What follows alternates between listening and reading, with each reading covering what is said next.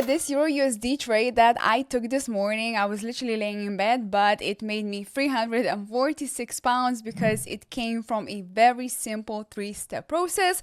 So in this video, I'm just gonna break down exactly what triggered this trade, how I entered it, and basically how you can start applying the same process into your trading. Okay, so let me actually introduce you to my super duper easy 3-step system that I religiously follow every single time when I scalp the Forex markets, and this is what I expect you to do as well if you want to achieve consistent results. So the first step of this scalping strategy is direction. So when it comes to the direction, ideally you just want to see whether the market is making higher highs and higher lows, which means you are in a bullish trend, or lower highs and lower lows, which means you are in a downtrend and you would be looking to sell. Because ideally you want to trade alongside with the momentum and not fight against it, because well, if you're fighting against the overall market trend, the likeliness of your trade to be successful is way lower rather than when you trade with the trend, you catch the momentum, you bang those pips, and you are absolutely happy about it. Okay, so once you know the overall market direction, the next step that you want to do is look for a location. So when it comes to a location in the market, what you have to simply do is look for a supply or demand zone. It's simple as that. Now, if you are struggling with supply and demand recognition, or you want any more depth on it, I have made a video about it. I will pop in a card somewhere where you can click on it and watch it. What I'm talking about the location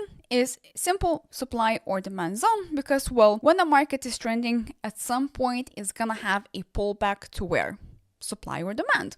This is where you also want to enter your trade. So location is simply an area on the price chart where traders, institutions are simply watching, and you're watching too because you want to enter the trade at a better price, right? And of course, the last step of the scalping strategy is the actual execution, because well, by now you know the overall market direction, whether it's bullish or bearish, and then of course you were able to identify supply or demand zone that you want to trade from. So as I said, the last step is of course you have to look for some sort of trigger to enter your trade. Okay, so the next thing we have to talk about is the time frames itself. So when it comes to this scalping strategy, you are also gonna be using 3 time frames. So the first time frame is the 15-minute chart, which is basically your context time frame. This is where you want to look at the price action itself, whether it's moving up or down. This is just for the overall market overview. So once you sort everything out on the 15-minute time frame, the next one you have to look at is 5-minute chart, which is gonna be your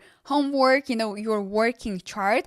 This is where you want to look for those supply and demand zones, finding potential entry zones, maybe using some indicators like pivot points, round levels, or Fibonacci's. So make sure that all the heavy lifting is basically done on that 5-minute time frame. And finally, once you sort everything out on the 5-minute time frame, the next thing you have to do is to drop down on the 1-minute chart, because this is your execution chart. This is where you look for an actual entry and trigger to get that clean entry. Okay, so now that you know what each time frame is for, let's actually start with the first step of the scalping strategy, which is direction. So how do you actually identify the direction of the Forex market?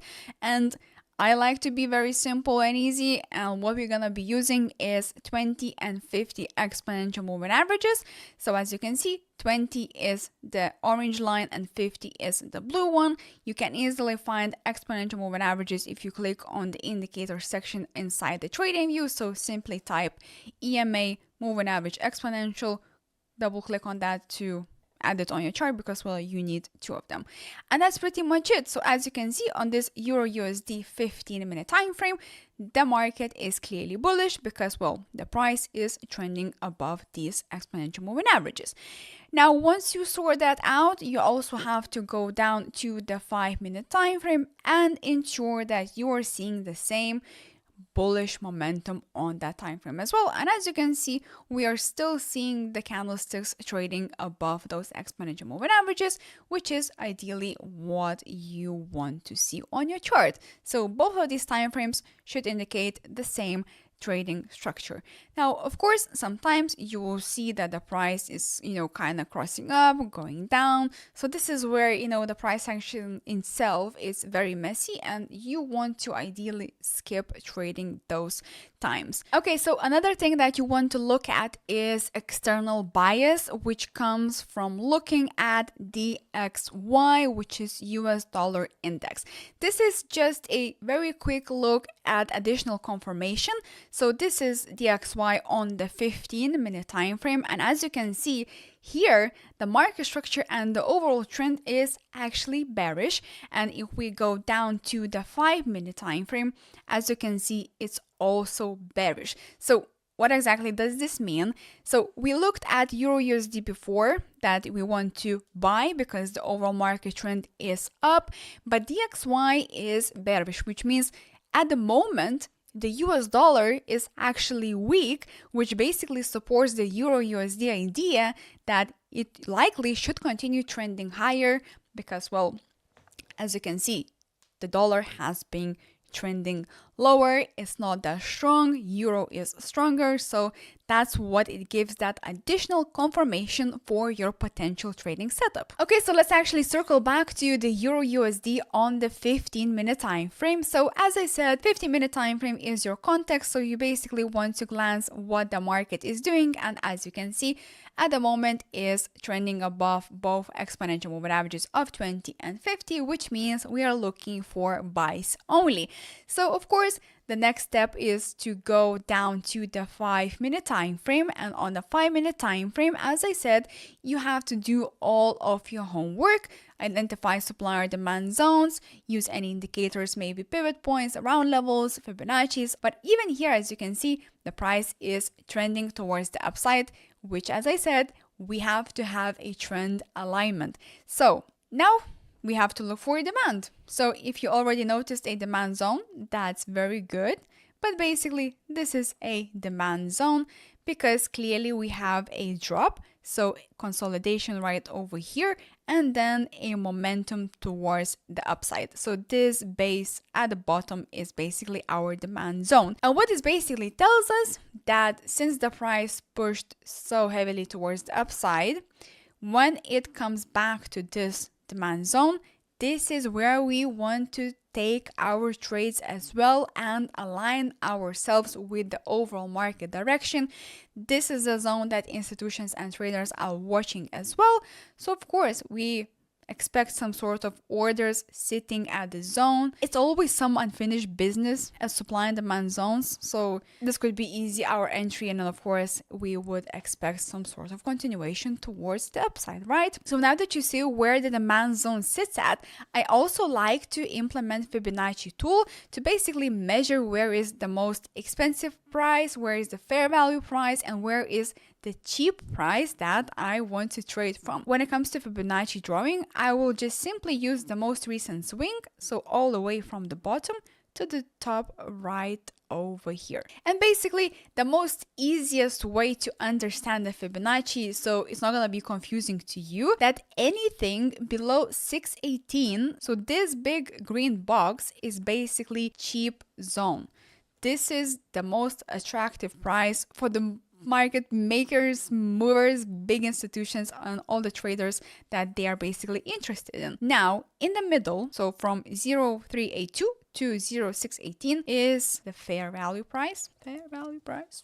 Yep, here we go. And then of course, above the 0382, we have expensive. But that's pretty much it. This is how I use the Fibonacci. In a buying scenario, I want to enter in the cheap price area. So now we have done the 15-minute time frame, we have checked the 5-minute time frame, and now we have to move down to the 1-minute time frame. This is where you want to look for a potential entry point. On the 1-minute time frame, what I also like to do to get a sniper juicy entry is basically look for another demand zone sitting inside the 5-minute time frame zone, because the price sometimes it can have a deeper pullback and it might even touch another demand zone, and then it's gonna shoot towards the upside. If we actually look at it, as you can see, there is another demand zone sitting right over here. This is the zone that I would treat as an extreme one. Sometimes the price might not react here. It's gonna go way all the way to this demand zone, and then it's gonna go up. This is the zone that I would treat as an extreme one. This is where you can get sniper entry. Don't worry about the moving averages on the 1 minute time frame. It's gonna be broken on the 1 minute time frame, but as long as you have the 50-minute time frame moving averages not broken, 5-minute time frame, you are also fine. So let's actually go ahead and play the replay tool on. As you can see, it did not react to the first one. It actually went even down. Here we go. As I said, it's gonna react to that demand zone. So in this case, you can easily enter on this candlestick closure because, well, it did not close below the demand zone, which means that the buyers are still in the market and they are ready to push higher. When it comes to putting your stop losses, you can easily place just below the structure. That would basically invalidate the whole idea. But I usually like to use the ATR indicator, and at the moment it says 18, so 1.8 pips. Usually when it comes to the ATR, I use 1.5 to 2x. So, I mean 1.8, 3, we can use it 3 pips. 3 pips for the stop loss. Let's aim for 1 to 2 risk to reward ratio. So for 6 pips profit, just where the moving averages are. And let's see how the trade would have performed. It went more than 6 pips, but this would have been a great trade, right? So one more thing before we go into the live trading, when it comes to this scalping strategy and trade management, you can take partials. So for example, over here, of course, you would never knew that the price pushed so high, but you can take partial maybe at 3 pips.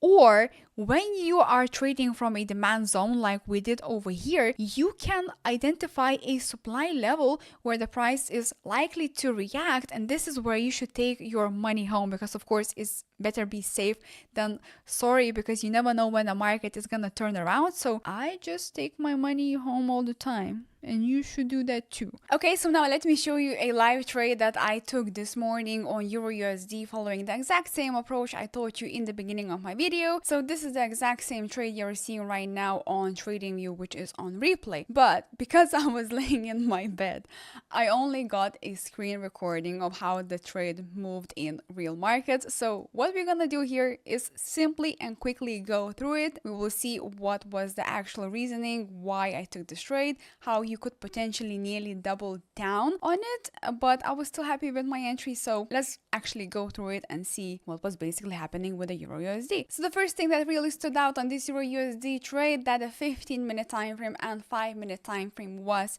in the same direction, which was bearish. So this was a first great sign. As you can see, 15-minute time frame trending down, pulling back from the exponential moving averages, and the 5-minute time frame as well. Also, when it comes to DXY was trending bullishly, which means that the dollar is strong, euro at the moment was weak. But basically, I then draw a Fibonacci retracement, so all the way from the top to the bottom using the most recent swing, and then I noticed a completely fresh supply zone that the price was pulling back into. And then of course I went to the 1 minute time frame to look for a more refined entry. Don't worry about the moving averages on a 1 minute time frame, it's gonna get broken, but as long as you have 5-minute and 50-minute time frames aligned, you are good to go. So as you can see, I identified also a fresh supply zone that was not touched before,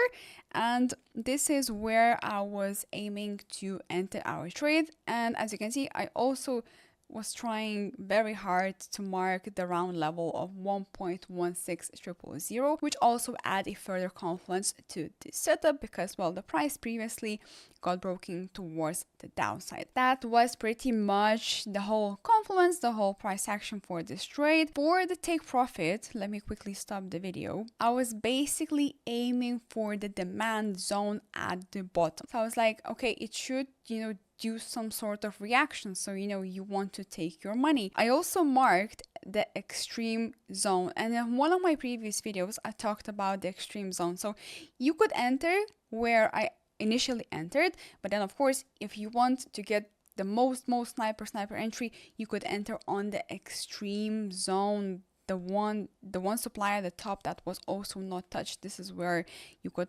also get a even better entry and better risk to reward. This is where I also set a limit order because I did not want to miss out, and here we are. We are in a trade on EURUSD. So quickly fast forward to it. I want to show you something crazy, something absolutely crazy. So we are in and out of the profit, but then it started to drop down. I was like, you know what? Looks super good, super good. 5 minute, as you can see, closed the previous candlestick closed below the both exponential moving averages. I was like, okay, the sellers are in the market, we are going to drop down nicely, pretty much break even. And then what? Look at this, it started to go up. It started to go up all the way, and it actually touched the extreme zone. So this is where you could potentially enter another position. So split your lot size, split your risk management, and you could potentially enter another position. I did not. I was still happy the way I positioned myself. I was covering the supply zone with my stop loss. I trusted my setup, and I simply did not panic. I got my stop loss in place, as you can see, set it there. So if I lose 153 pounds, that's what it is. And of course, my potential profit was 342 pounds. So it was so close. It was so close. I was laying in my bed. I was like, I mean, I did everything I could. I followed the exact steps I do every single time. It should go down. And look at this. It actually did. Look at this huge momentum candlestick going down. And as you can see, the trade is dropping down nicely. And I think not too long that it took to fully close the position. Oh, the anticipation. The anticipation to reach the take profit target. Here we go.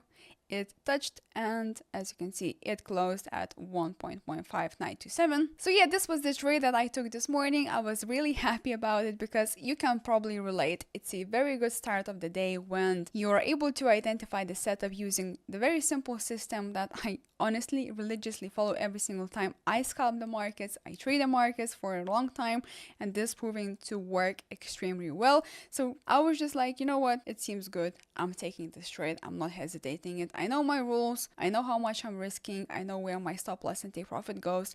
So I'm gonna execute it. And if you can follow the same steps I showed you in this video, which means direction, location, execution, you can achieve similar results to this if you are patient enough, and of course you are managing your risk accordingly. So I hope you find this video helpful. If you did, make sure you like and comment down below. If you want to join our VIP trading group, because we're literally dominating the markets. Last week, we haven't lost a single trade, and we're gonna carry on doing this week. So if you want to join us, make sure you click the first link in my description box down below. I also recommend watching this video next. It's a pretty good one, so you don't want to miss out on all the good stuff inside there. And as always, thank you for watching, and I will catch you in the next one. Bye!